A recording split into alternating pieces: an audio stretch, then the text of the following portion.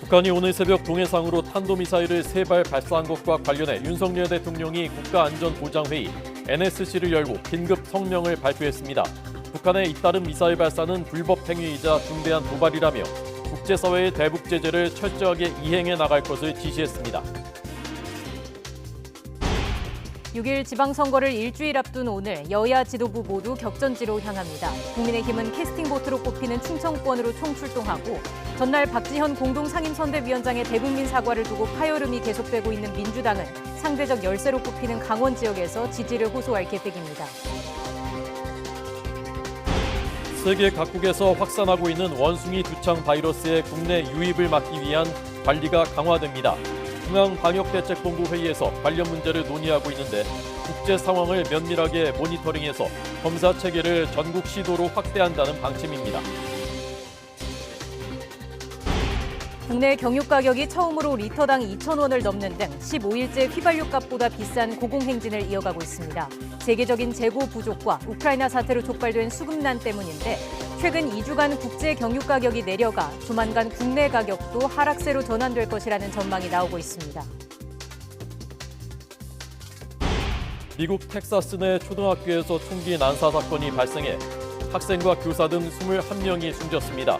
총격범은 18살 고등학생으로 확인됐는데 현장에서 경찰이 쏜 총에 맞아 숨졌습니다. 오늘도 전국 낮 기온이 30도 안팎까지 오르면서 때이른 더위가 이어질 전망입니다. 밤부터는 중부지방을 시작으로 곳곳에 천둥과 번개를 동반한 요란한 비가 내릴 것으로 보입니다. 시청자 여러분 안녕하십니까? 뉴스앤 이슈 시작합니다. 북한이 오늘 대륙간 탄도미사일 ICBM을 포함해서 탄도미사일 3발을 발사했습니다. 우리 군은 동해상으로 지대지 미사일을 발사하며 즉각 대응에 나섰습니다. 취재기자 연결합니다. 한현희 기자. 네, 국방부입니다. 네, 바이든 미 대통령의 순방이 끝나자마자 북한이 ICBM을 발사했군요. 네, 합동参謀본부는 오늘 새벽 북한이 동해상으로 탄도미사일을 잇따라 발사했다고 밝혔습니다. 오전 6시와 6시 37분, 6시 42분에 각 한 발씩 모두 3발이 평양 순안 일대에서 발사된 것으로 포착됐는데요. 첫 번째 탄도미사일은 비행거리가 약 360km, 고도는 약 540km로 대륙간 탄도미사일 ICBM으로 추정되는데 정확한 재원은 분석해야겠지만 화성 17형일 가능성이 큰 것으로 보고 있습니다. 두 번째와 세 번째 탄도미사일은 단거리 탄도미사일 SRBM으로 추정되는데 두 번째 탄도미사일은 고도 약 20km에서 소실됐다고 설명했습니다. 실패 가능성이 있어 보입니다. 또 세 번째 탄도미사일은 비행거리가 약 760km, 고도는 약 60km로 탐지됐는데 북한판 이스칸데르일 가능성이 있다는 분석입니다. 미국을 겨냥한 ICBM과 한국과 일본을 상대로 한 단거리 탄도미사일을 섞어서 발사하면서 미사일 다종화를 가시했다는 분석인데요. 바이든 대통령의 최근 순방에서 한미가 확장 억지력 강화와 연합훈련 확대 등 강력한 대북 경고 메시지를 낸 데 대한 반발 성격도 담겨 있는 것으로 보입니다. 우리 군은 즉각적인 대응에 나섰습니다. 북한의 탄도미사일 도방에 대응해서 엘리펀트 워크와 한미연합 지대지 미사일 사격을 시행했습니다. 엘리펀트 워크 훈련은 전투기 여러 대가 최대의 무장을 장착하고 밀집 대응으로 이륙 직전까지 지상 활주하는 훈련을 말하는데요. 이미 어제 오전 북한의 탄도미사일 도발 징후를 사전에 포착하고 실제 발사에 대비해서 훈련을 진행했다고 설명했습니다. 우리 공군의 F-15K 30여 대 전투기가 무장을 장착한 채 활주로에 전개해서 지상 활주를 했는데 이례적으로 훈련 사진과 영상까지 공개했습니다. 또 한미 미사일 부대가 한국군의 현무2와 미군의 에이테킴스를 각 한 발씩 동해상으로 연합 지대지 미사일 실사격을 실시했다고 전했습니다. 북한의 추가 도발을 억제하기 위해서 연합전력의 신속한 타격 능력을 직접 보여줬다는 건데요. 그러면서 우리 군의 무력 시위는 북한의 ICBM 발사 등 어떠한 도발에도 단호히 대응하겠다는 의지와 또 우리 군의 압도적인 전력으로 도발 원점을 정밀 타격할 수 있는 능력과 태세를 갖추고 있다는 것을 보여줬다고 의미를 부여했습니다. 또 우리 군은 북한의 추가 도발에 대비해서 관련 동향을 추적 감시하면서 당시 압도적인 승리를 보장할 수 있는 만반의 대비 태세를 유지하고 있다고 강조했습니다. 지금까지 국방부에서 YTN 한현입니다. 네, 말씀드린 대로 오늘 북한의 미사일 도발 특징은 미국을 겨냥하는 ICBM, 우리 쪽을 겨냥하는 단거리 미사일, 종합한 도발이다라고 볼 수 있겠습니다. 우리가 지대지 미사일, 땅에서 땅으로 쏘는 미사일을 비롯한 전략자산 전개에서 무력 시위를 한 것도 과거와는 다른 모습이라고 볼 수 있겠습니다. 네. 오늘 한미 외교장관들도 긴급 전화 통화를 했습니다. 그렇습니다. 한미 공조를 통한 강력 대응과 확장 억제 강화를 위한 외교적 노력을 기울이기로 했습니다. 또 금주 내로 한미일 3국 외교장관 전화 통화도 추진하기로 했다는 소식이 조금 전 들어왔습니다. 네. 오늘 오전 북한의 미사일 도발이 있었고요. 조금 전 박진 외교부 장관 그리고 토니 블링컨 국무장관이 전화 통화를 했습니다. 한미 공조를 통한 강력 대응과 확장 억제 강화를 위한 외교적 노력을 기울이기로 했다. 이런 소식이 들어왔습니다. 네. 관련 소식은 정리가 되는 대로 또 이어서 전해드리겠습니다. 네, 확장 억제를 강화한다는 것, 한미 정상이 얘기했었던 확장 억제 전략 협의체 그리고 전략 자산 전개 이런 실질적인 조치들이 포함되어 있는 것입니다. 이런 문제들이 논의될 것으로 보입니다. 윤석열 대통령도 오늘 국가안전보장회의 NSC를 직접 소집해서 주재했습니다. 북한 미사일 대응 방안을 논의했습니다. 북한의 도발을 강력히 규탄하고 한미 합의에 따라 확장 억제 실행력 실질 조치를 지시하겠다고 밝혔습니다. 취재기자 연결합니다. 조은지 기자. 네, 용산 대통령실입니다. 네, 윤석열 대통령이 NSC를 주재한 건 이번이 처음인데 결론 정리해 주시죠. 네, 지난 10일 새 정부 출범 이후 윤석열 대통령 주재 NSC가 열리는 건 오늘이 처음입니다. 오늘 한미정상회담 나흘 만의 시위이자 올해 들어 17번째 무력 도발에 윤 대통령은 오전 7시 35분부터 1시간 3분 동안 NSC를 주재해서 북한의 미사일 발사 동향과 대비 태세를 보고받았습니다. 대통령실은 오늘 북한 미사일이 대륙간 탄도미사일 ICBM급으로 추정한다고 밝혔고요. 다만 단거리 미사일과 섞어서 쏜 것, 또 바이든 대통령이 아시아 순방을 마치고 돌아가는 시점에 발사한 것 등에 주목했습니다. 윤 대통령은 대한민국 안보에 한치의 빈틈도 없도록 상시 대비 태세를 유지하라고 지시했고요. 또한 한미 공조를 바탕으로 유관국 및 국제사회와 긴밀히 협력해 유엔 안보리 결의를 포함한 국제사회의 대북 제재를 철저하게 이행하라고 말했습니다. 별도로 정부 성명도 나왔습니다. 먼저 북한의 오늘 발사는 유엔 안보리 결의를 정면으로 위반한 불법 행위이자 한반도와 국제사회의 평화를 위협하는 중대한 도발이라면서 강력히 규탄한다고 밝혔습니다. 또 이런 북한의 도발이 지속된다면 한미연합 억제력으로 귀결될 수밖에 없고 북한의 국제적 고립을 자초할 거라고도 경고했습니다. 그러면서도 북한의 어떤 도발에도 강력하고 효과적으로 대응할 수 있는 상시 대비 태세를 갖추고 있고 굳건한 한미동맹을 바탕으로 실질적 조치를 취할 거라고 강조했습니다. 오늘 NSC 회의에는 김성한 국가안보실장과 김태효 1차장, 신인호 2차장, 또 김대기 대통령 비서실장과 박진 외교부, 권영세 통일부, 이종섭 국방부 장관, 권춘택 국가정보원 1차장 등이 참석했습니다. 회의 참석자들은 이번 도발이 한미 정상회담 이후 바이든 미국 대통령의 본국 귀환 전에 이루어진 거에 주목했는데요. 공동대응 조치나 미국의 전략자산 출동 등 실질 조치도 검토하고 있습니다. 전해주신 대로 박진 외교부 장관은 조금 전 토니 블링컨 미국 국무장관과 긴급 통화를 하면서 한미 공조를 통한 강력 대응과 확장 억제 강화를 위한 외교적 노력을 기울이기로 했다고 대통령실이 전했습니다. 지금까지 용산 대통령실에서 YTN 조은지입니다.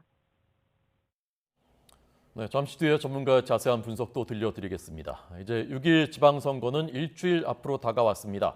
금요일에 사전투표가 시작되니까 그때까지는 이틀밖에 남지 않았고 여야가 지금 총력전을 벌이고 있습니다. 이런 가운데 민주당 지도부 안에서는 어제 박지현 위원장의 대국민 사과를 두고 갈등이 불거지는 모습입니다. 국회에 연결해서 정치권 상황 알아보겠습니다. 김태민 기자. 네, 국회입니다. 네, 이제 일주일 뒤면 지방선거가 치러지는데 여야 모두 총력전에 나섰다고요? 네, 6일 지방선거 이제 딱 일주일 남았습니다. 내일부터는 여론조사 결과 공표가 금지되는 이른바 안개 속 기간이 시작되는데 선거운동 후반부 기세를 잡기 위해 국민의힘 지도부는 캐스팅 보트로 꼽히는 충청권으로 총출동했습니다. 오늘 오전 충남 천안에서 선대위 회의를 열었는데요. 지역 공약을 강조하면서 표심에 호소했습니다. 이준석 대표의 말 들어보겠습니다. 충남의 중단 없는 발전을 위해 가지고 저희가 지역 발전 공약들을 세심하게 준비했습니다. 무엇보다도 많은 관심사를 갖고 있는 교통 공약들. 이와 함께 방심은 금물이라며 사전투표 독려 의지도 강조했는데요. 권성동 원내대표의 말 이어서 들어보겠습니다. 6일 지방선거가 일주일밖에 남지 않았습니다. 각종 여론조사에서 긍정적인 수치가 나오고 있습니다. 그러나 선거 결과에 대한 낙관은 절대 금물입니다. 이후 지도부는 충남, 세종, 대전, 충북 등으로 각각 나눠서 선거 지원에 나섰는데 지방선거 승패를 가를 핵심 지역인 만큼 충청권 표심호소에 총력을 기울이는 모습입니다. 네, 민주당 지도부에서는 이견이 분출하고 있다는데 어떤 내용입니까? 네, 민주당 지도부 내부에서는 어제 박지원 공동 상임선대위원장의 이른바 대국민 사과를 두고 파열음이 계속되고 있습니다. 박 위원장의 반성과 쇄신 메시지를 개인 의견으로 일축했던 윤호중 위원장은 오늘 아침 출근길에서 이렇게 말했습니다. 함께 들어보겠습니다. 그것도 뭐 각자의 의견이고, 저는 뭐 당을 대표하는 입장이니까 향후 정치적인 행보를 시사하는 기자회견 하는데 개인 행보에 대해서 당이 다 협의를 해줘야 되는 건 아니잖아요. 하지만 박 위원장은 대국민 사과 동참을 제안했지만 지도부가 여기 동의하지 않았다면서 날선 반응을 보였습니다. 이어서 박 위원장의 말도 들어보겠습니다. 같이 사과를 하는 게 맞다고 판단을 했고, 근데 그에 대해서 부정적인 의견을 내비치신 겁니다. 같이 사과를 하자고 했지만 동의하지 않으신 거네요, 그러면? 뭐 이제 타이밍이 맞지 않다 이렇게 이야기를 하셨습니다. 이처럼 지도부 갈등이 격화하는 가운데 선거가 코앞으로 다가온 상황에서 이런 이견이 어떤 방식으로 정리될지 주목됩니다. 네, 또 어제 민주당 김진표 의원이 후반기 국회의장 후보로 선출됐는데 원 구성 논의는 어떻게 되고 있습니까? 네, 여전히 핵심 쟁점인 법사위원장직을 두고 여야의 팽팽한 줄다리기가 이어지고 있습니다. 국민의힘 송원석 원내 수석 부대표는 오늘 아침 CBS 라디오에 출연해 그동안 국회 관행은 원내 1당이 국회의장을, 2당이 법사위원장을 맡아서 견제와 균형을 이루어온 것이라며 법사위원장직을 돌려받아야 한다고 주장했습니다. 반대로 민주당 박홍근 원내대표는 야당인 민주당이 법사위원장직을 유지해야 정부와 여당의 독주를 견제할 수 있는 만큼 사수가 불가피하다는 입장입니다. 전반기 국회의장단 임기 종료가 이제 나흘 앞으로 다가왔지만 여야 갈등 속의 원 구성 협상은 앞으로 나아가지 못하고 있는데요. 추후 논의가 어떻게 이뤄질지도 주목됩니다. 네, 김태민 기자가 전해드리고 있습니다. 자, 끝으로 오늘 국회 일정 정리해 주시죠. 네, 여야는 오늘 오전 10시 국회 정보위원회 전체 회의를 열고 김규현 국정원장 후보자에 대한 인사청문회를 진행하고 있습니다. 김 후보자에 대한 신상 검증 부분에서는 별다른 쟁점이 없는 것으로 알려져 무난한 통과가 예상됩니다. 오후에는 한미 정상회담 나흘 만에 이어진 북한의 미사일 도발과 관련한 정보기관 보고가 이어지는데 향후 안보 정세에 미칠 영향 등을 두고 논의가 이뤄질 것으로 보입니다. 또 지금 법사위에서는 앞서 세 차례나 입법이 무산된 차별금지법 공청회가 열리고 있는데 사회적 찬반 의견이 첨예하게 갈리는 사안인 만큼 오늘 논의 내용도 관심을 모으고 있습니다. 지금까지 국회에서 YTN 김태민입니다. 네, 그러면 이번 지방선거의 최대 격전지죠. 경기도지사 선거 유세 현장을 직접 보여드리겠습니다. 이 후보들의 일정에 맞춰서 지금 시간에는 김동연 민주당 후보의 유세 현장 연결하고 다음 뉴스에는 김은혜 국민의힘 후보의 유세 현장 보여드리겠습니다. 네, 김동연 후보는 오늘 경기 동남부권을 돌면서 정부의 독주와 오만을 막기 위해 기호 1번을 뽑아달라고 호소하고 있습니다. 현장에 나가 있는 취재기자 연결하겠습니다. 김승환 기자. 네, 여주 유세 현장에 나와 있습니다. 네, 현장 분위기 어떻습니까? 네, 조금 뒤에 김동연 후보의 유세 연설이 제 뒤에 보이는 연단에서 시작될 예정인데요. 이곳은 도내에서도 손꼽히는 재래시장으로 5일마다 장이 열리는데 마침 오늘 장이 열려서 시민들이 꽤 많이 찾고 있습니다. 제 뒤에 보이는 연단에서는 현재 김동연 후보에 대한 지지 연설이 진행 중입니다. 이곳 여주는 이곳 여주를 비롯해 경북 동부권은 전통적으로 보수 지지 성향이 강한 곳으로 알려졌지만 최근 여론조사에서는 김은혜 후보와 엎치락뒤치락하고 있습니다. 김 후보는 여주를 비롯해 이천까지 구석구석을 돌면서 시민들과 만나 지지를 호소하고 농민단체와 간담회를 가지면서 지역 발전을 약속할 계획입니다. 또 저녁엔 용인으로 옮겨 번화가와 시장 등에서 스킨십을 하면서 윤석열 정부에 대한 건전한 비판과 견제를 위해 기호 1번을 뽑아달라는 내용을 강조할 것으로 보입니다. 네, 김동연 후보가 아침에 교통 공약 발표했다고요? 네, 김동연 후보는 이곳 유세 일정 전에 경기도 의회 브리핑룸에서 경기도의 대중교통을 서울만큼 좋게 만들겠다, 이런 공약을 발표했습니다. 먼저 택시를 준 대중교통으로 활용하기 위해서 지하철과 버스 그리고 택시 간 환승 할인제를 시행하겠다고 밝혔는데요. 또 경기도민 시내버스 요금이 높다면서 서울 수준으로 시내버스 요금을 내려서 경제 부담을 덜도록 하겠다고 덧붙였습니다. 이런 가운데 오늘 민주당 지도부는 경기도와 강원도 지역 유세에 화력을 보탭니다. 윤호중 비대위원장은 잠시 뒤 춘천에서 이광재 강원도지사 지원 거리 인사를 시작으로 가평과 남양주에서 시장과 광역기초의원 후보 유세를 돕고, 박지원 위원장은 원주에서 시장 후보 지원 유세를, 박홍근 원내대표는 오후 안성과 오산, 용인을 잇따라 찾아 시민들에게 한 표 행사를 당부할 예정입니다. 지금까지 김동연 후보 유세 현장에서 YTN 김승환입니다.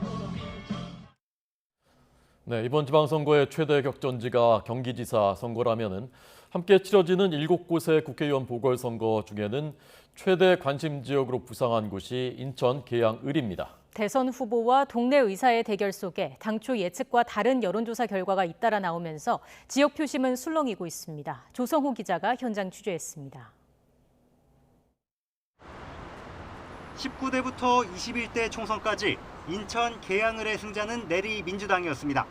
지난 대선에서도 이재명 후보가 과반 지지를 얻을 정도로 전통적인 민주당 강세 지역입니다. 두 차례 연속 압승했던 송영길 전 대표가 서울시장에 출마하면서 보궐선거가 열리는 겁니다. 지난 대선을 아깝게 놓친 민주당 이재명 후보가 두 달여 만에 복귀 무대로 이곳 계양을을 선택했습니다. 국민의힘에선 의사 출신 윤영선 후보가 계양을에서만 국회 입성 3번째 도전에 나섭니다. 대선 주자와 무명 정치인의 맞대결인데도 결과를 섣불리 예측하기 어려운 상황. 거물 정치인 등판으로 선거 관심이 부쩍 많아진 만큼 지역 여론도 팽팽합니다. 상관도 없는 분이 오셔가지고 여기 와서 그분이 뭘 발전시킨다는 거예요. 뭘. 선거 끝나고 바로 갈 텐데. 대선 후보로도 나왔던 분이 계양구에 나와주셔가지고 좀 계양구가 판교처럼 더 좋아질 것 같아서. 성남시장과 경기지사 성과를 발판으로 대선까지 나선 데 이어 전국 선거까지 총괄하는 이재명 후보는 가는 곳마다 구름 인파가 모여듭니다. 인천과 연고는 없지만 검증된 능력을 알리면서 주민들과의 접촉면을 넓히고 있습니다. 대한민국 국민으로서 대한민국 전체를 대표하는 대통령 후보를 했던 사람이죠. 지방의원을 뽑는다면 지역 연구가 정말 중요하겠지만 관련성보다는 실력 아니겠느냐. 윤영선 후보는 25년 동안 계양구에서 병원을 운영하고 기반을 다져왔다는 점을 강조하면서 이 후보와 대척점에 서 있습니다. 이 후보를 상대하면서 부쩍 높아진 인지도를 실감하고 있습니다. 이분은 계양에 대한 어떤 애정을 가지고 왔다고 생각하지 않는 겁니다. 제가 25년간 우리 계양구에서 봉사하고 지역 주민들을 나름대로 이제 모시면서 이렇게 살아왔다라는 거. 저는 이게 가장 큰 강점이라고 생각하고. 공단이 밀집한 구도심, 서울과 맞닿아 있는데도 부족한 대중교통 인프라, 개발 열망이 높은 주민들을 사로잡으려는 공약들도 각양각색입니다. 판교 테크노밸리 이상으로 계양 테크노밸리를 발전 성장시키고 인천을 대한민국의 새로운 경제 정치의 중심지로 만든다라는 말씀을 드리고 있는데 그에 대한 공감도가 매우 높다는 생각이 듭니다. 집권 여당이 전폭적으로 지원을 약속한 공약들이 당장에 서울 지하철 9호선 계양역에 공항철도에 직접 연결해서 환승의 불편을 없애겠다. 이거 2년 이내에 완성시킬 수 있고요.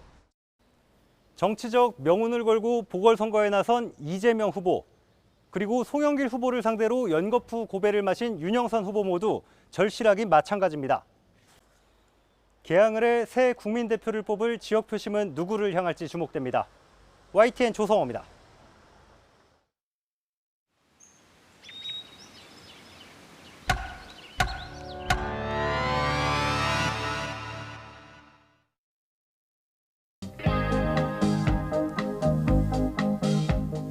(30년) 만에 부활된 지방자치제의 기초의회 의원 선거가 3월 26일 실시됐습니다. 해당 시, 군, 구의 행정 업무를 감시하고 견제하는 기능을 수행하게 됩니다. 지방자치란 가정마다 나름대로.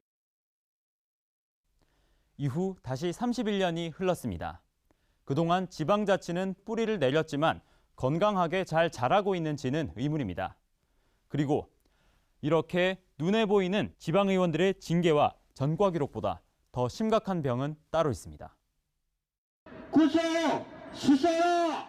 수사라! 수사라! 성상납력으로 한데도 아직까지 그것이 잘한 것이냐 자리를 지키고 있습니다. 정말로 개탄스럽습니다. 7년 전 찻집 여종업원을 성추행한 혐의로 재판에 넘겨진 최모 기초의원. 술 한잔 먹고 난 다음에 경미한 사건을 가지고 상대방의 그 경쟁자가 있잖아요. 경쟁자가 목불아서 만드는 거예요. 재판부는 벌금형과 성폭력 치료 프로그램 수강 명령을 선고했습니다. 군의회 윤리위원회는 제명을 결정했고 의결을 위해 본회의가 열렸습니다. 재적 의원 11명 가운데 징계 당사자를 뺀 나머지 10명 전원 참석. 이 가운데 제명에 표를 던진 의원은 절반도 안 됐습니다. 지금 무소속 현직 의원인 그는 오는 8회 선거에서 5선에 도전합니다. 이번엔 정당 공천까지 받았습니다. 이번에는 윤석열 대통령 선대위원장을 맡아가지고 우리 지역에서 80% 올라졌어요. 예. 제가. 네. 그런데 그런 공을 입증을 받아가지고 이번에 이제 국회의원님이 당 심사위원들이 배려를 해서 제가 공천을 받았어요. 성비위 사건을 저질러 놓고 징계받지 않은 사례는 또 있습니다. 동료 여성 의원을 성추행해 법원에서 실형을 받아도 성추행 이후 돈으로 무마하려 한 정황이 드러나도 동료 의원들은 눈을 감았습니다.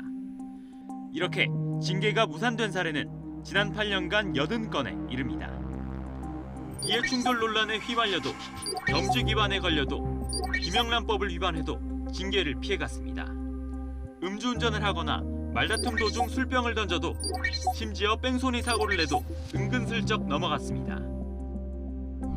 징계가 무산된 과정을 보면 의원들이 표결로서 봐준 사례가 51건으로 가장 많았습니다. 여러 이유로 결론을 내지 않은 경우가 뒤를 이었습니다. 의원들이 회의에 불참해 부결된 경우도 있었습니다. 국회하고 똑같습니다. 의원들 사이에는 여야 간에도 상당히 이 신분을 보호해 주려는 그런 경향이 상당히 강해요.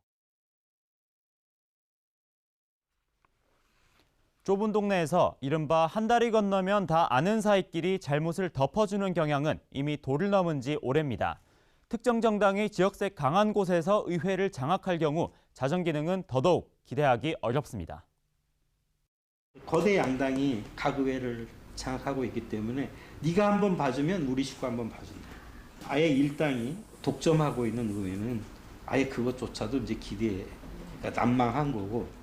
특정 정당이 거의 독점하다시피 한다면 이거는 토론과 논쟁이 없으니까 굳이 이런 거 파헤칠 의지도 없고 파헤칠 필요도 없고. 이제 일주일 앞으로 다가온 6일 지방선거. 연속 보도를 통해 지방의회의 실태를 고발하고 있는 YTN은 내일 후보들의 믿기 어려운 전과 내역을 전수조사해 보도합니다. YTN 박희재입니다.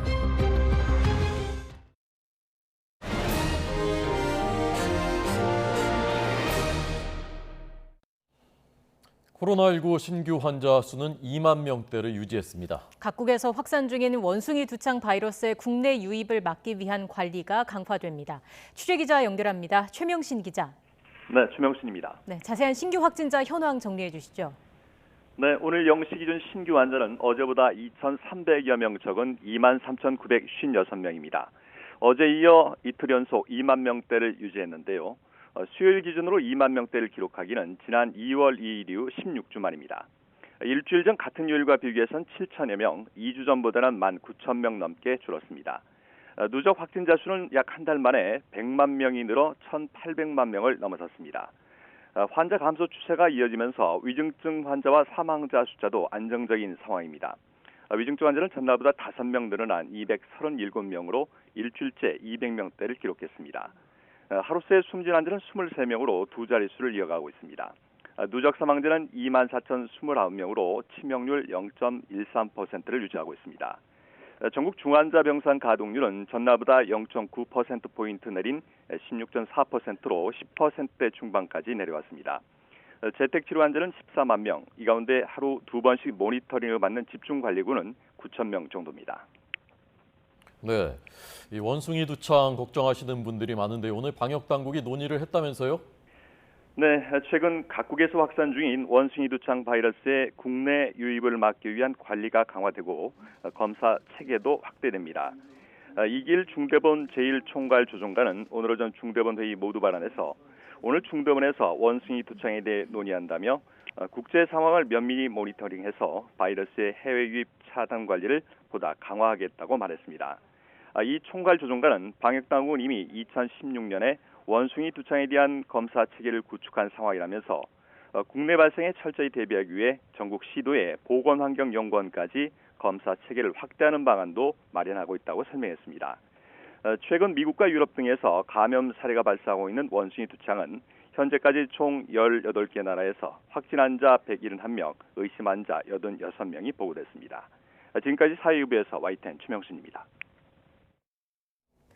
네, 물가가 참 걱정입니다. 최근의 고물가 상황 저희가 현장 연결해서 잇따라 전해드리고 있습니다. 오늘은 채소값입니다. 기후변화로 가뭄이 계속되면서 채소값이 무섭게 오르고 있습니다. 손님들이 지갑을 열지 않아서 시장 상인들도 장사하는 데 어려움을 겪고 있습니다. 취재기자 연결해서 자세한 이야기 들어보겠습니다. 김철희 기자. 네, 서울 통인시장에 나와 있습니다. 네, 채소값이 많이 올랐다고 하는데 시장 분위기 어떻습니까? 네, 저는 통인시장 안에 있는 채소 가게에 나와 있는데요. 가게 여러 채소들이 진열돼 있는데 가격이 모두 조금씩은 올랐습니다. 특히 제 뒤에 있는 쌈채소의 경우 원래 12포기에 10,000원에서 15,000원 정도 하던 것이 지금은 2만 원으로 2배 가까이 올랐는데요. 이렇게 가격이 오르면서 사장님들의 한숨도 깊어지고 있다고 합니다. 가게 사장님 이야기 직접 들어보도록 하겠습니다. 네, 사장님 안녕하세요. 네, 우선 채소군의 채소 가격이 많이 올랐다고 하는데 좀 현장에서 느끼시기에 어떠신지 궁금하거든요. 너무 많이 올라가지고 힘들어요. 뭐 2배, 3배는 오르는 건데 뭐 하나당이. 그러니까. 특히 아까 배추나 이런 가격도 좀 변동이 크다고 해주셨는데 좀 어떠신지 설명 좀 부탁드릴게요. 아유, 그거야 물론 농사 짓는 사람은 올라야 되겠지만은 우리 소비자는 어렵지. 너무 힘들어요. 최근에 매출에도 조금 영향이 있다고 해주셨는데요. 그거 좀 설명 좀 부탁드릴게요. 매출에도 3분의 1 정도뿐이 안 돼. 3분의 3에서 3분의 1 정도. 그 정도뿐이 안 돼. 예. 네, 오늘 말씀 감사합니다. 네, 이렇게 채소 가격이 크게 오르면서 무료급식소까지 어려움을 겪고 있다는 소식 어제 전해드렸었는데요. 예산은 정해져 있는데 한 끼를 준비하는 데 들어가는 돈이 지난해 말보다 1.5배 정도 늘었기 때문입니다.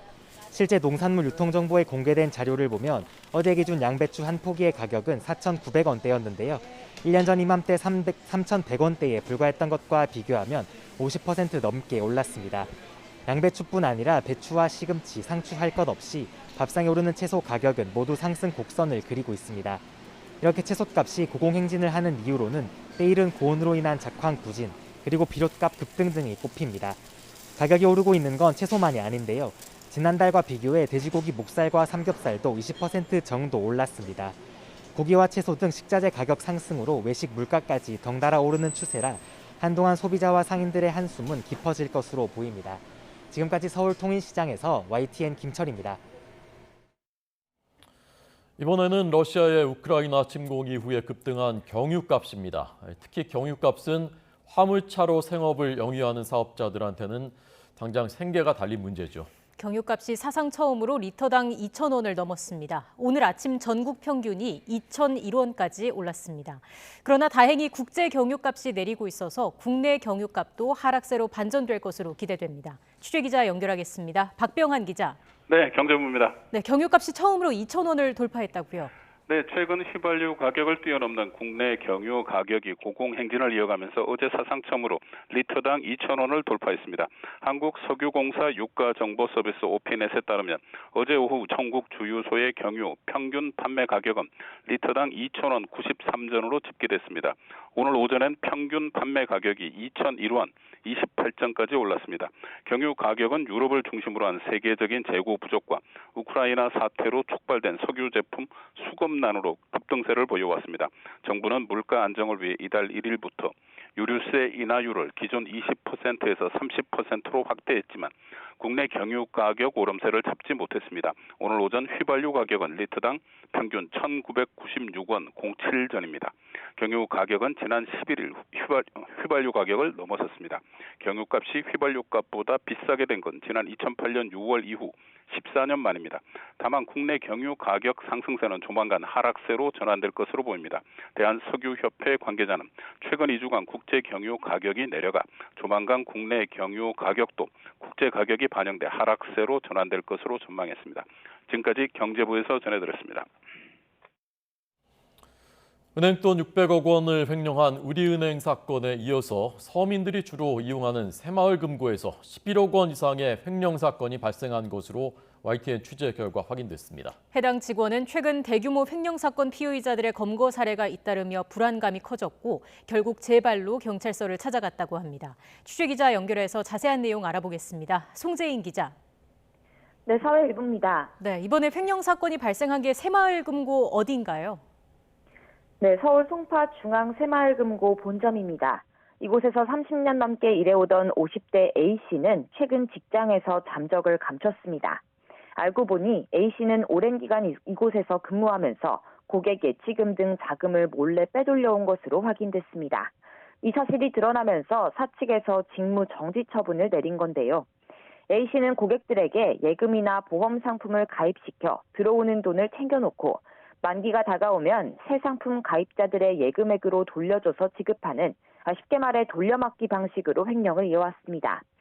지금까지 고객들이 돌려받지 못한 돈만 11억 원가량으로 추산되는데요. 한번 빼돌렸다가 다시 돌려놓더라도 횡령에 해당하기 때문에 이를 감안하면 A씨가 수십 년 동안 빼돌린 회사 자금은 11억 원이 넘을 수밖에 없습니다. 피해자 수가 얼마나 되는지조차 당장은 쉽게 집계하기 어려운 상황입니다. 특이한 건 이렇게 틈틈이 회사 자금을 챙겨 자신의 생활비로 써오던 A씨가 스스로 경찰서를 찾아 자신의 횡령 사실을 자수했다는 겁니다. 경찰은 A씨가 더 이상 돌려막기 수법으로 임기응변이 어려워졌다는 판단도 있었겠지만 무엇보다 최근 금융기관이나 사기업 내부 횡령자들이 줄줄이 수사기관에 붙잡히면서 자신도 압박감을 느껴 자백했다는 취지로 진술했다고 설명했습니다. 실제 올해 들어서만 오스템 임플란트부터 우리은행, 최근 아모레 퍼시픽까지 내부 직원이 수억 원을 횡령하는 사례가 잇따르고 있죠. 자신도 이렇게 붙잡힐까 봐 먼저 실토했다는 건데 A씨는 20년 이상 일해온 상급자 B씨 역시 함께 횡령에 가담했다고 진술했습니다. 네.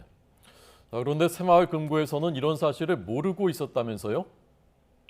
네, 그렇습니다. 수십 년에 걸쳐 최소 11억 원, 추정컨대 그보다 더 많은 내부 자금이 사라질 동안 새마을금고 측은 이 사실을 모르고 있던 것으로 파악됐습니다. YTN 취재진이 해당 지점에 가서 입장을 묻자 중앙회에서 감사를 나왔다고 밝힌 관계자는 사실관계를 확인하고 있다며 구체적인 말은 아꼈는데요. 금융당국의 직접적인 통제를 받지 않는 제2금융권 기관이라 공식 감사에서 멀어져 있고 새마을금고 중앙회에서 3년에 한 번 일종의 자체적인 감사를 진행하는 게 대부분이었던 만큼 포착되지 않았던 것 같다는 게 경찰의 설명입니다. 새마을금고는 A씨의 경찰 자수 뒤 뒤늦게 내부 감사에 착수한 상태입니다. 전문가들은 금융기관 내부라 해도 내부 통제 시스템이 허술하다 보니 횡령이 발각될 가능성이 낮다는 판단이 작용한 걸로 보인다고 분석했습니다. 금융기관 내 내부 통제와 감시 체계가 또 한 번 허점을 드러내면서 소비자들의 불안도 한층 커지고 있습니다. 지금까지 사회 일부에서 YTN 송지인입니다.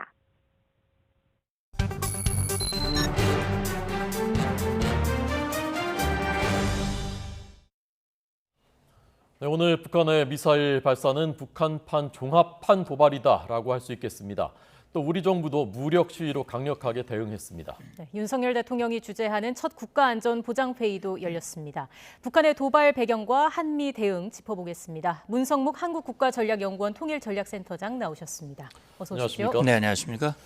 네, 오늘 북한이 ICBM을 쏘았고요. 그다음에 단거리 미사일, 또 북한판 이스칸데르를 같이 쐈다고 하는데 이거 하나하나가 어떤 의미가 있는 것인지, 왜 같이 쏜 것인지 좀 먼저 말씀을 해주십시오. 예, 우선 시점으로 보면 바이든 대통령이 방한 또 방위를 마치고 귀국길이었단 말이죠. 네.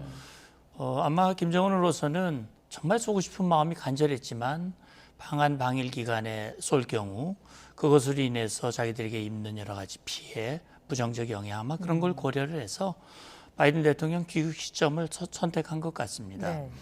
그리고 정말 한미 정상회담에서 북한이 가장 원하지 않는 내용들이 포함이 되어 있거든요. 예. 그래서 한미 동맹을 복원하는 건 물론이고 확장 억제력을 강화한다든지 연합연습을 원래대로 실병 기동 또 전략자산의 전개 이런 것들은 북한으로서 굉장히 반발할 수밖에 없는 그런 내용들인데, 이렇게 보면 ICBM은 미국을 겨냥한 거 아니겠습니까?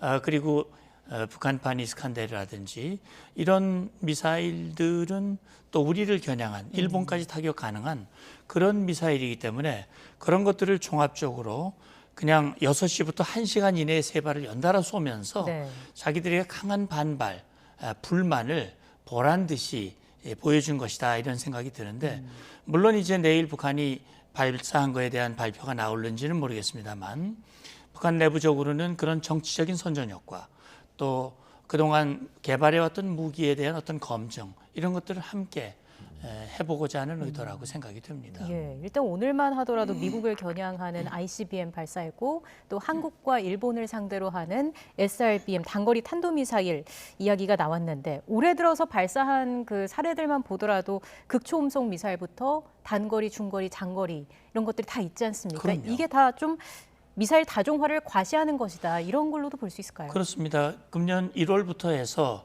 지금 말씀하신 대로 17번째거든요. 예. 발수는 그보다 훨씬 많습니다. 이번에는 3발 쐈으니까요. 그러니까 사거리로 따지면은 단거리부터 해서 미국 타격이 가능한 ICBM, 대륙간 탄도미사일까지. 그 다음에 보면은 지상에서 발사하는 단거리 미사일도 있고요. 극초음속 미사일도 있고 순항 미사일도 있습니다. 그리고 최근에 발사한 이 표에서 보시듯이 지금 함흥 일대에서 발사한 이 발사체 같은 경우는 북한이 얘기하는 이제 4월 16일이죠. 북한이 말하는 신형 전술 유도 무기. 북한에서는 핵탄두 탑재가 가능하다. 사거리가 한 100여 킬로미터이기 때문에 북한 전방 지역에서 발사하면 우리 수도권이 충분히 사거리에 들어가거든요.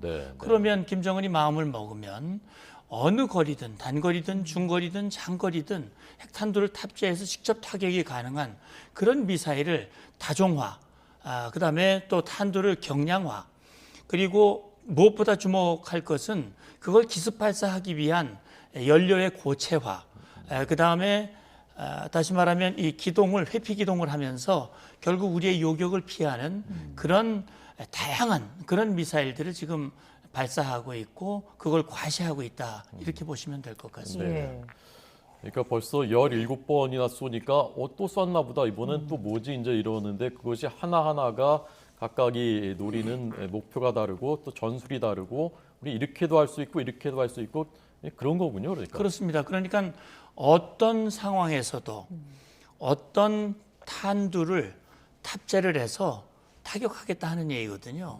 그래서 작년 1월 달에 김정은 위원장이 8차 당대회를 통해서 전술핵 무기를 공식화했고요.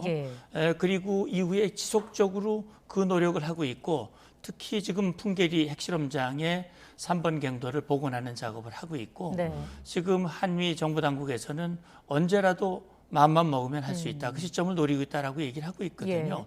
그리고 그 탄두를 최대한 작게 만들고 또 탄두에 여러 개를 실을 수 있도록 만들기 위한 그런 시도들도 꾸준히 하고 있거든요.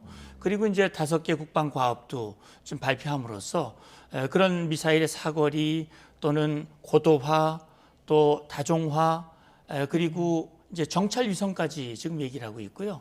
특히 SLBM 잠수함에서 발사하는 탄도미사일까지 지금 여러 가지를 통해서 자기들의 핵무력을 과시하는 그런 시도를 하고 있는데 특히 지난 4월 25일 김정은 육성연설을 통해서 우리가 주목해 볼 부분은 이제 우리는 전쟁을 방지하기 위한 핵이 아니라 자기들의 중대한 이익이 침탈된다면 언제든지 우리는 사용을 하겠다. 핵 사용을 공식화한 겁니다.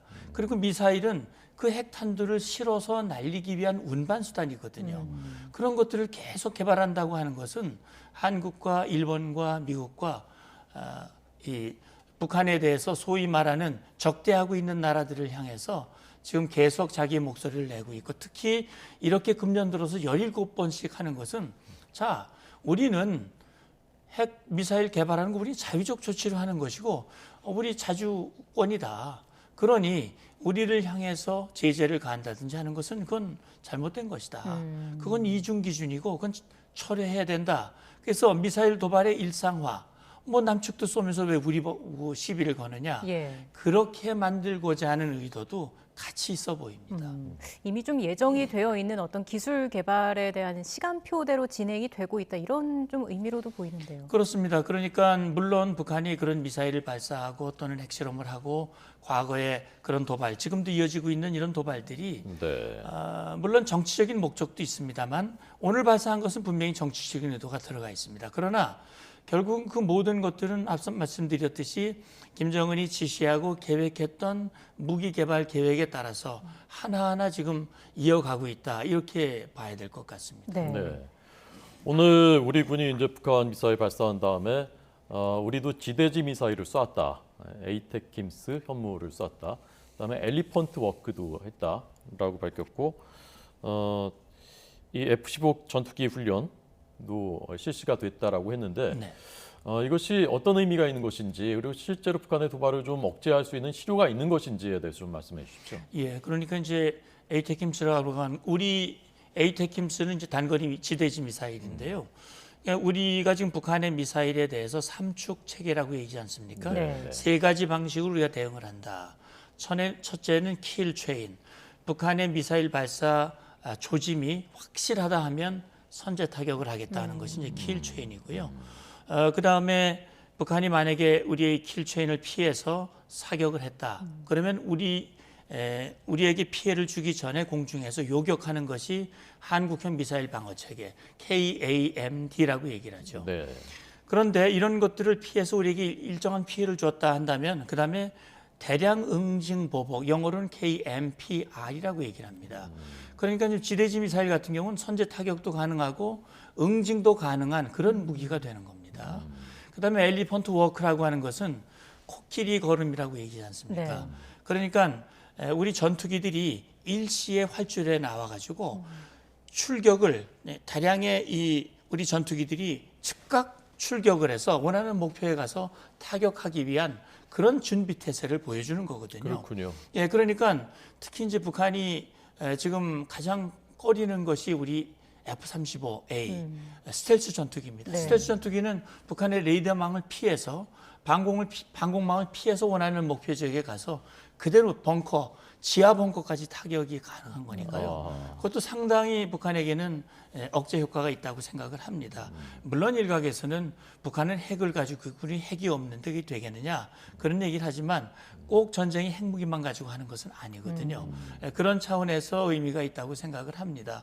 그러니까 지금 F-35라든지 엘리펀트 워크 이런 것들은 북한에 대해서 북한이 그렇게 우리를 협박을 한다면 우리도 얼마든지 대응할 수 있는 능력을 가지고 있고 이제 이번에는 우리가 했지만 한미연합자산이 동원이 된다면 미국은 우리에게 핵 우산과 확장 억제를 제공하기로 했단 말이죠. 그렇기 때문에 그 억제력은 가동이 된다고 봐야 될 것 같습니다. 우리 이런 대응 수위에 따라서 북한의 또 다음 어떤 단계라고 해야 할까요? 다음 도발도 좀 수위가 정해지게 될까요? 어떻게 보십니까? 예, 물론입니다. 북한은 뭐 우리 한미의 대응도 의식을 하겠습니다만 그것과 무관하게 북한은 계속 도발할 가능성이 높습니다. 네. 왜 그러냐면 지난 4월 25일 날 연설에서 김정은 위원장이 우리는 핵무력 강화 노력을 지속하겠다라고 공언을 했거든요. 예. 그렇기 때문에 지금 이제 핵실험 가능성을 말씀드렸습니다만 지금 이제 시점이 문제입니다. 북한이 얼마나 그 이제 준비가 돼 있느냐 하는 것이 아마 중요한 변수가 될 것이고요. 오늘 세 발을 쐈습니다. 그 외에도 북한이 언제든 북한이 준비만 되면 그 계획에 따라서 도발의 수위를 높여갈 가능성이 충분히 있다고 보고 대비를 해야 되는 것이죠. 네. 그 오늘 쏜 것 중에 한 발이 SRBM이라고 하더군요. 그 잠수함 발사 탄도미사일이 아니고 숏레인지 벌리스틱 미사일, 단거리 탄도미사일이라고 하는데 이건 실패한 것 같다는 지금 추정이 나왔거든요. 네. 이 의미는 어떻게 봐야 되는 겁니까? 예, 물론 북한이 미사일 발사하면 그것이 모두 다 성공을 하는 것은 아니지요. 때로는 실패하는 경우가 있거든요. 지난번에 북한이 화성 17형도 발사를 했지만 실패를 했거든요. 근데 화성 15형을 쏘고 마치 17형으로 17형을 쏜 것같이 가장을 했다라고 우리 합참이 분석한 적이 있거든요. 그래서 SRBM, 이 단거리 미사일이거든요. 단거리 미사일의 경우 우리를 겨냥한 미사일입니다. 특히 북한이 2019년 이후 집중적으로 단거리 미사일을 쐈어요. 근데 그게 혹이었던 것이 뭐냐면 트럼프 대통령이 단거리 탄도미사일도 분명히 탄도미사일이기 때문에 유엔 안보리 결의입니다. 결의의 위반입니다. 그런데 당시 트럼프 대통령은 단거리 미사일이 누구나 다 쏘는 거야. 괜찮아. 일종의 면죄부 같은 거를 주었어요. 그러니까 마음 놓고 쐈거든요. 단거리 미사일을. 그래서 소위 말하는 북한판 이스칸데르, 북한판 에이테킴스, 그다음에 최근에 쐈던 초대형 방사포 KN-25라고 하는 이런 단거리 미사일들이 모두가 다 우리를 겨냥한 미사일들이고요. 거기에 탄두 탑재가 핵탄두 탑재가 가능하기 때문에 우리로서는 굉장히 이 핵 미사일에 직접적인 위협에 노출돼 있다. 따라서 여기에 대한 철저한 대비가 지금 필요한 그런 상황인 것이죠. 그렇군요. 오늘 오전에 북한이 미사일을 발사했고요. 사실 바이든 미 대통령이 아시아를 순방하는 기간에 북한이 도발을 하지 않을까라는 관측이 나오면서 핵실험 이야기도 나왔잖아요. 그런데 핵실험은 하지 않았고 오늘 오전에 미사일을 발사했습니다. 조금 낮은 수위의 도발을 한 것의 그 의미는 뭐라고 봐야 될까요? 글쎄요, 낮은 수위라고 말할 수 있을지는 모르겠습니다. 왜냐하면 ICBM을 포함했기 때문에 북한이 뭐 이미 이제 지난 4월 달에 ICBM을 쏘면서 김정은 위원장이 4년 전에 스스로 정했던 모라토리엄, 핵, 그다음에 대륙간 탄도미사일 발사하지 않겠다, 실험하지 않겠다라고 하는 모라토리엄을 스스로 파기했거든요. 자, 이제 그런 상황에서 핵실험을 하지 않았기 때문에 수위가 좀 낮은 것이다. 이렇게 평가할 수도 있겠습니다만 어쨌든 핵실험은 카드로 남겨놓은 것 같고요. 그것이 준비가 안 돼서 아직 안 한 것인지 아니면 아직은 타이밍이 아니라고 본 것인지는 모르겠습니다만 지금 북한으로서는 그런 정치적 계산을 하면서 카드를 좀 하나하나 소위 말하는 살라미 전실 선출과 같이 그런 것들을 이렇게 나누어서 도발을 하면서 자기들의 메시지를 발신을 하고 또 역시 기술적인 검증 단계를 계속 취해 나가고요. 그렇게 하는 것으로 생각이 됩니다. 그래서 지금 핵실험을 하는 것은 아직은 타이밍이 아니라고 판단했을 가능성이 있다고 생각을 하고요. 그래서 그것은 뭐 어떻게 보면 북한이 이미 핵실험을 6번을 했거든요. 그렇기 때문에 소위 7번째 실험을 꼭 할 필요가 있느냐라는 일부 전문가들의 의견도 있습니다. 그러나 이제 전술핵 무기 또는 이 다탄두 ICBM을 개발하기 위한 탄두 실험을 위해서 추가 핵실험 필요성이 있고 그렇기 때문에 지금 풍계리 핵실험장을 복구를 해왔다라고 보거든요. 그래서 그 가능성은 지금 열려 있기 때문에 그 시점이 언제일지는 지금 뭐 김정은만 안다고 봐야 되겠죠. 핵탄두가 사실상 거의 완성 단계고 이제 한 발 더 나아가기 위해서 핵실험, 7차 핵실험 준비하고 있는데 그거를 쏘아보낼 수 있는 화성 17형 괴물 ICBM이라고 불리는데 그게 진위 논란이 아까 말씀하신 대로 있었지 않습니까? 그렇습니다. 근데 지금 오늘 쏜 것이 화성 17형일 가능성이 있다. 그리고 지금까지 실패했다는 관측은 안 나오고 있거든요. 만약에 오늘 화성 17이 성공했다면 이건 어떤 의미를 갖는 것인가요? 근데 이제 화성 17이 미국 본토를 타격할 수 있는, 다시 말하면 괴물 ICBM, 이 수송 차량의 바퀴가 11축이 있고 그렇게 큰 ICBM은 전 세계 미국, 러시아, 중국도 보유하지 않고 있기 때문에 그렇군요. 그래서 별명이 이제 괴물이라고 붙여져 있고요. 그다음에 저게 제대로 사거리 그대로 발사가 된다면 대략 한 15,000km를 넘기 때문에 미국은 물론이고 세계 어디든 타격이 가능하다. 이제 이런 얘기인데, 한 가지 이제 미국에서는 설리반 백악관 안보보좌관이 그런 얘기를 한 적이 있습니다. 아직은 북한의 ICBM, 화성 17형을 포함해서 미국을 타격할 수 있는 ICBM이 완성된 것은 아니다 라고 얘기를 했는데, 오늘 발사한 것도 사실 실거리 사격한 건 아니거든요. 네. 실거리라고 하는 것은 15,000km를 제대로 쏜 그런 그 경험이 없습니다. 예. 그렇기 때문에 소위 말하는 그 실거리에서 이 대기권 진입하는 그 검증이 아직 안 됐고요. 그 다음에 목표 지점까지 유도가 돼서 목표 지점을 타격할 수 있는 그런 이 탄두의 검증도 아직 안 돼 있기 때문에 미국은 아직은 북한이 ICBM을 완성했다 이렇게 보지는 않고 있지만, 그러나 그건 시간 문제다. 그래서 오늘 발사했다면 과거보다는 진일보된 그런 ICBM의 기량을 확보했다라고 봐야 될 겁니다. 네. 마지막으로 그 북한 같은 경우에 지금 코로나 상황이 심각하지 않습니까? 물론 이제 김정은 위원장 같은 경우에는 좀 안정세로 접어들고 있다라는 메시지를 내놓고 있는데, 이 부분이 대북 관계에 있어서는 어느 정도 영향을 주게 될까요? 네, 사실은 코로나19와 관련해서 윤석열 정부 대통령도 취임 연설이나 국회 국정연설을 통해서, 시정연설을 통해서 이제 우리는 얼마든지 지원할 준비가 돼 있다. 그리고 통일부에서도 실제 지원하겠다고 실무 접촉 제안을 했지만 북한이 손을 안 내밀고 있거든요. 네.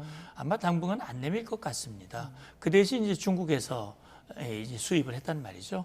저는요, 오늘 NSC에서 대통령이 언급했듯이 북한이 무모한 도발을 중단하고 이제 대화에 나온다면, 그렇다면 남북 관계 개선에도 충분히 여지가 있다고 생각을 합니다. 네. 알겠습니다. 북한의 움직임 계속 좀 지켜봐야겠습니다. 지금까지 문성묵 한국국가전략연구원 통일전략센터장과 함께했습니다. 고맙습니다. 감사합니다.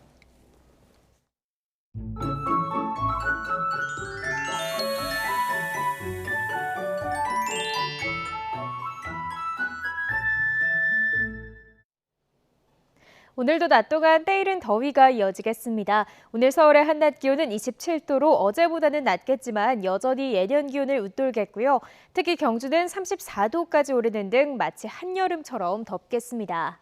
낮 동안 기온이 크게 오르면 대기가 불안정해지는데요. 오늘 강원과 충북, 남부 내륙에는 오후 한때 요란한 소나기가 지나겠습니다. 또 밤부터는 중부지방을 시작으로 곳곳에 더위를 식혀주는 비가 내리겠습니다. 비의 양은 5에서 20mm가 되겠고요. 모레 새벽까지 산발적으로 이어지겠습니다. 다만 비가 내리는 동안 일부 지역에서는 벼락과 돌풍을 동반하거나 우박이 떨어지는 곳도 있겠습니다. 오늘 낮 기온은 어제와 비슷하거나 조금 낮겠습니다. 오늘 낮 기온 서울 27도, 대전과 광주 31도, 대구는 32도까지 오르겠습니다. 비가 그친 뒤 찬 공기가 남하하면서 내일과 모레는 더위가 주춤하겠지만 주말부터는 다시 예년 기온을 웃도는 더위가 찾아올 전망입니다. 지금까지 날씨 정보였습니다. 뉴스앤이슈 2부는 잠시 뒤에 계속됩니다.